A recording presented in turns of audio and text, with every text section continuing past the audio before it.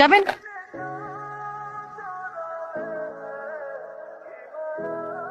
High খালি যাবেন? হ্যাঁ যাবো তো। কোথায় যাবেন? বিয়েবাড়ি ক্যাম্পাস। চলেন। কত? যা দিবেন তাই। না না না, আগে ক্লিয়ার করেন কত টাকা নেবেন, পরে আবার ঝামেলা করবেন। আমি ঝামেলার মানুষ না, আর ভাড়া কত ঠিক জানি না। আচ্ছা ঠিক আছে, পরে কিন্তু কোনো ঝামেলা করতে পারবেন না। এই ভাই এটা বামে রাখেন তো। ভাই আমি সবাইকে ফোন দিছি, সিয়ামকে ফোন দিছি, সবার নাম্বার বন্ধ, ব্যস্ত সবাই। এখন আমি কি করব বল? আমি কি খালি ফেলে নিয়ে যাব? আমি তোদের সবসময় বিপদে আপদে পাশে ছিলাম না, আর আজকে তোর আমার সাথে এমন করলি। সমস্যা নাই, সময় দিন আমারও আসবে, আমিও দেখাই দিব।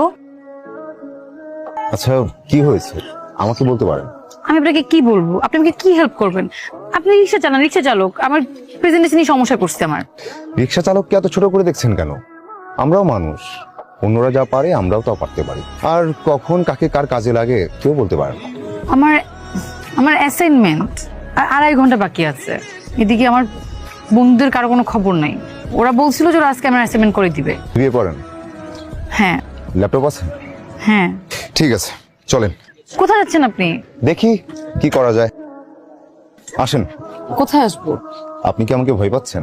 কি আশ্চর্য, ভয় পাবো কেন? তাহলে আসেন, বসেন, ল্যাপটপটা দেন আর ফাইলগুলো দেন।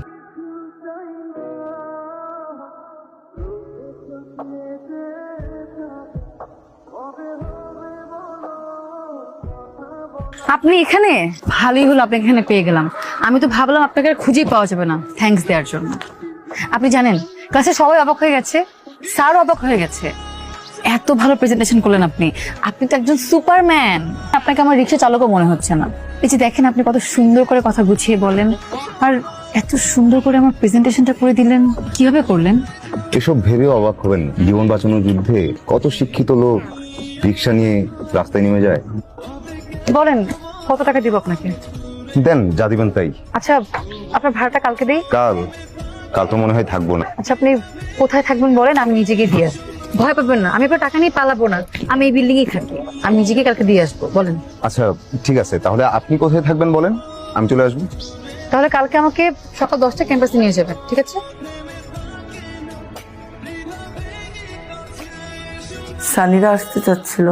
না, সানিকে আমার পছন্দ না, শেষ কথা এখানেই শেষ। সমস্যাটা কোথায় সেটা তো বলতে হবে। আমার পছন্দের মানুষ আছে। সকালে এক কথা, বিকালে এক কথা, তোর কথা সত্য মিথ্যা কিছুই তো বুঝতে পারছি না।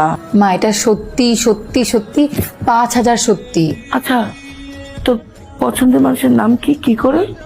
মা ও রিক্সা চালায়, ওর নাম জসিম বন। কি কি শুরু হলো আমার বাসায়? 5000 টাকা দাও তো। কালকে না 500 টাকা নিলি, আজ আবার 5000।